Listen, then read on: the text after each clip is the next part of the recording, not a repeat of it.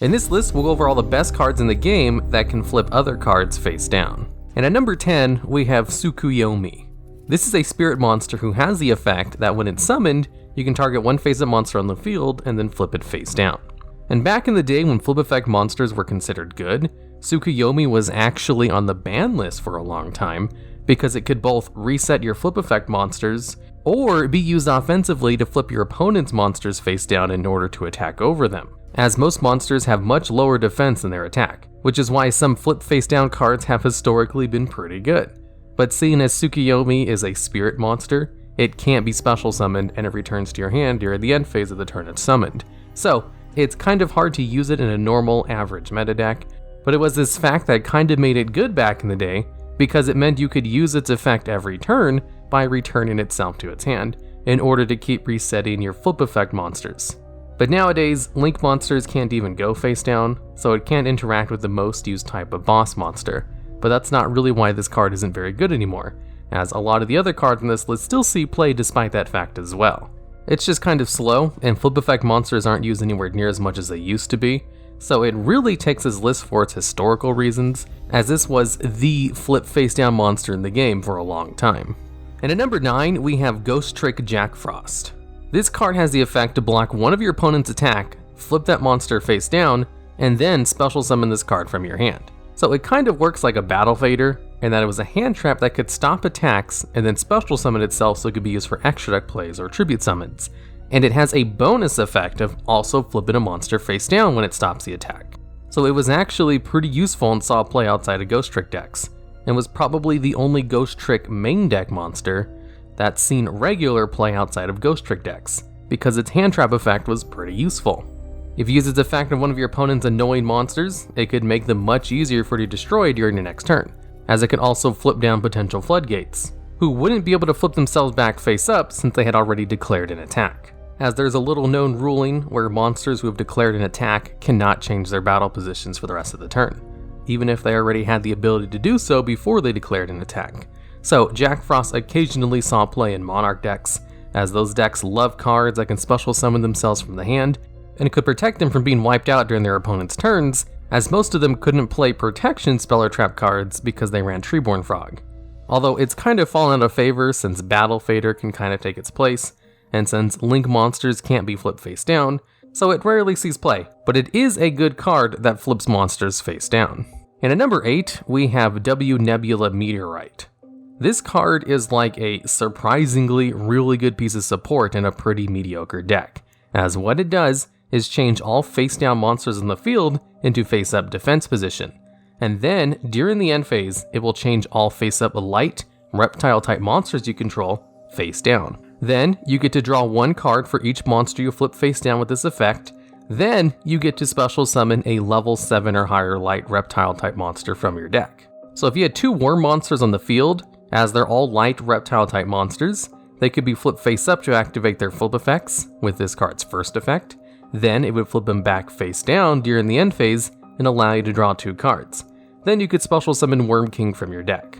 This one card worked so well with worms and also gave you a surprising amount of advantage that it's the only reason worms saw any kind of play, even if they didn't see very much success. So it's a really good card that flips monsters face down, and it only has a low spot on this list because it's part of a mediocre archetype. And at number 7, we have Paleozoic Canadia. This is one of the most heavily played trap cards in Duel Links, because what it does is change any one face-up monster your opponent controls face down.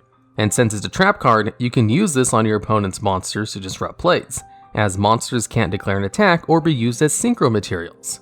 And in normal Yu-Gi-Oh, you have the same kind of scenarios. This card can be used to flip monsters face down so they can't be used as link materials, and it can also be used to stop attacks. But in addition to that, it also has a graveyard effect, where if a trap card is activated, you can special summon this card from your graveyard as a normal monster on the field with 1200 attack, with the effect of being immune to monster effects. So it's not a very strong monster on the field, but the fact that you gain extra advantage off an already good effect is why this card is so heavily played in Duel Links, but it's not super heavily played anywhere else, not even in the TCG where Paleozoic decks are actually a thing. And at number 6, we have Quaking Mirror Force. This is a Mirror Force card that can only be activated when your opponent declares an attack, where instead of destroying all of your opponent's monsters, like normal Mirror Force, this card will flip them all face down, and keep them face down permanently, as monsters changed face down with this effect cannot change their battle positions, so they're basically locked on the field face down. Now, your opponent can put them back face up with other card effects, but outside of that, there's not much they can do to really get rid of them, other than destroying their own monsters or tributing them. And in normal Yu-Gi-Oh, not too many decks play monsters that require tribute summons, and you can't use face down monsters for extra deck plays, so you can't link away your face down monsters. So in a lot of cases, the monsters would just be stuck on the field face down, and wouldn't be removed until you attacked into them to get rid of them from the field so that you can then attack directly. And this card was one of the better Mirror Force cards, until Link monsters came out, as Link monsters are immune to this card's effect as they can't be flipped face down. So you're much better off running basically any of the other Mirror Force cards rather than Quaking Mirror Force, just because Link monsters are immune to it. But if your opponent is not using Link monsters, and most decks are a combination of other monsters alongside Link monsters, it's still pretty effective against everything else. And at number 5, we have Spellbook of Fate, a card people probably forgot has the effect to flip monsters face down. Spellbook of Fate is one of the strongest Spellbook cards, and was the reason Spellbook still saw play even after Spellbook of Judgment got banned, because what it does is you can banish up to 3 of your Spellbook cards from your graveyard in order to activate one of its 3 effects, based on the number of cards you banished. If you banished 1 card, you can return one of your opponent's set spell or trap cards to their hand. If you banish 2, you can change any monster in the field's battle position, where if they're face up, they go face down, and then if they're in defense position, they get changed to face up attack position. And if you banish 3, you can banish 1 card your opponent controls. Now, what's great about Spellbook of Fate is that it's a quick play spell card, so it can be used during your opponent's turn, and, this is the big one, this card does not target. So it's really hard to counterplay since you don't have to target a card once you activate its effect. So it gets around monsters that can't be targeted by card effects. Now, the really good effect on this was the third one, where you can banish one of your opponent's monsters. But the flip face down effect was also pretty heavily used, because one of the main combo starters of the deck, Spellbook Magician of Prophecy, has a flip effect to add a Spellbook card from your deck to your hand. So Spellbook players would actually use Spellbook of Fate to just flip down Magician of Prophecy, so they could flip it back up to use its effect again, and it was a pretty effective use of the card. They can also just change a monster face down to disrupt plays or stop attacks if they didn't want to banish it for some reason. So Spellbook of Fate was pretty versatile, and was even placed on the ban list for a while for being too good and too versatile, which is why it has a higher spot on this list, even though it's more well known for its banish effect. And at number 4, we have Fairy Tale Snow, currently the only card on this list that's banned. This card has the effect that when it's summoned, you can flip one of your opponent's monsters face down. Now, what's great about this effect is that the reason Fairy Tale Snow is banned is because it has a really good special summoning effect, where if this card is in your graveyard, you can banish 7 of your other cards from your graveyard, or on your hand or your side of the field, in order to special summon this card from the graveyard. And this effect could be used during either player's turn. So you could bring out Fairy Tale Snow during your opponent's turn in order to flip a monster face down to potentially disrupt plays. It's not as easy to disrupt plays with Snow as it would be with a Canadia, because it has to be summoned to the field first, and then it will start a chain in order to flip the card face down. But it could be used to stop attacks pretty easily, or to flip a monster face down so it couldn't be used for link plays or something.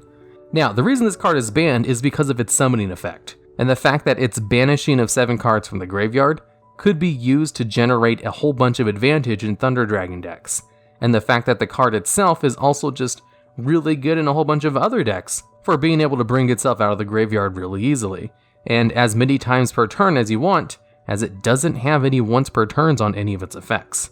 So as long as you have the monsters to fulfill its summoning requirement, you could just bring it out as many times per turn as you wanted. And at number 3, we have Book of Moon, probably the most played card in the game's history, which only has the effect to flip a monster face down. And this card is currently limited to 1 copy per deck, and has been on and off the ban list pretty much ever since it first came out because it's so good. Now, this is a quick play spell card that only has the effect to flip a card face down. So most people are surprised this card is still limited to 1 copy, even though Link monsters have been out for a while now because this card doesn't work on them. Well, the good thing about Book of Moon is that yes, it can be used to disrupt your opponent's monsters by flipping their cards face down, but it can also be used on your own monsters to protect your card effects. Because there's this little known ruling about monster effects that a monster effect will still go off even if it gets removed from the field, unless the effect specifically requires them to be on the field to resolve that effect, which most of them don't. So, if you summon an elemental hero Stratos, for example, and it activates its effect on summon to search out a hero monster from your deck, your opponent could then chain an infinite impermanence from their hand to your Strato in order to negate its effect, in which case you could then chain a Book of Moon to that impermanence in order to flip your own Strato face down. And since chains resolve backwards, Book of Moon would then flip your Stratos face down, and then Infinite Impermanence would no longer have a target, since it doesn't work on face down monsters. And then Stratos' effect would still resolve like normal because it doesn't require itself to be on the field to resolve its effect. So Book of Moon can be used to counterplay your opponent's effect negation cards, and since it can also be used to disrupt your opponent's plays or stop attacks, it has too much versatility, which is why it's currently limited to one copy, because it's just really good at a whole bunch of different things, even though it has one of the most simplest effects in the game. And at number 2, we have Ultimate Conductor Tyranno. This card has a spell speed 2 effect that allows you to destroy one of your dinosaur type monsters in order to flip all of your opponent's monsters face down. So it's a full field flip face down effect that can be used to disrupt plays or stop a battle phase, all while basically gaining advantage, since dinosaur decks love to destroy their own dinosaurs. In addition to that, this card has 3500 attack and can attack all of your opponent's monsters once each, and has a removal effect where if it attacks a face down card, it can send that monster to the graveyard without destroying them, so they don't gain a lot of their floating effects, and then will inflict 1000 points of damage to your opponent. In addition to the fact that this card is easy to summon, as all it needs to do is banish 2 dinosaur type monsters from your graveyard, and is easily searched out in dinosaur decks. This card is a monster of a boss monster that just happens to be able to flip down all of your opponent's cards, which is just one of its many good effects. But it's definitely that effect that makes this card as good as it is, and why this card is a staple addition to pretty much any kind of dinosaur deck, and why it takes a higher spot than Book of Moon or Fairy Tale Snow. 2 cards currently on the ban list because Ultimate Conductor Tyranno is better at flipping down cards than them, but not better than the number 1 spot. And at number 1, we have Subterror Guru. Now, there is a meta deck called Guru Control that's good enough to compete with other tier 1 decks, and basically revolves around this one card that can flip other cards face down. And it's to the point where if you played in a format where you weren't allowed to special summon from your extra deck, the best deck in the game would immediately become Guru Control. Or maybe it might have some competition with True Dracos. Anyways, Subterror Guru has 2 effects. One of them is a flip effect, where, when it's flipped face up, you can add any Subterror card from your deck to your hand. Its second effect is it can target any other monster on the field, and then you can flip that card and this monster face down. And both of these effects are hard once per turns.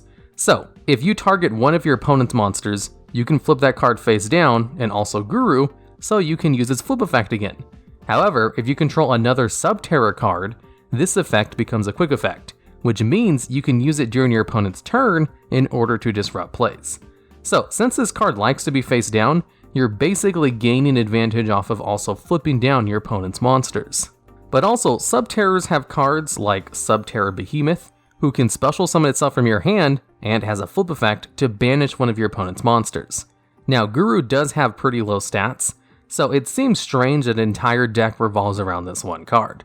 But Subterrors also have a trap card called Subterror Final Battle, which is a trap card that flips itself back face down instead of going to the graveyard after you use it, and the card itself has 4 effects to choose from every time you use it, and one of those effects is to double the attack and defense of one of your Subterror monsters. So, if you use that on Guru, both of its stats go above 3000, and he becomes a lot harder to get rid of, especially since you can use Final Battle once during both players' turns, and you can use multiple copies of Final Battle, and you can search it out from your deck with Guru flipping itself face up.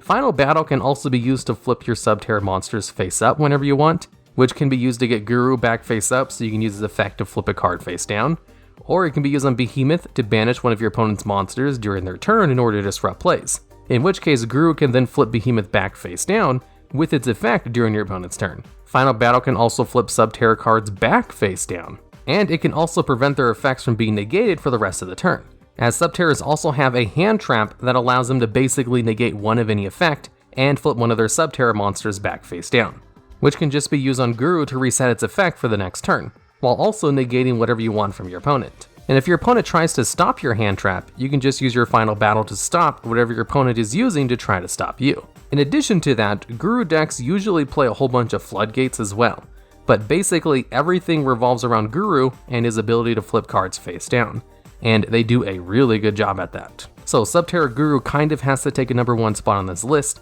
as he's a card that can flip other cards face down and has an entire competitive deck built around doing just that. Alright, and that's the list. If you think there's any other better cards that can flip other cards face down that I might have missed, I'd love to hear about them, as well as more gimmicky ideas like this down in the comments. And also, did you know only 31.5% of people who watch these videos are subscribed to the channel? So if you like these videos, you should probably subscribe to be notified when new ones come out.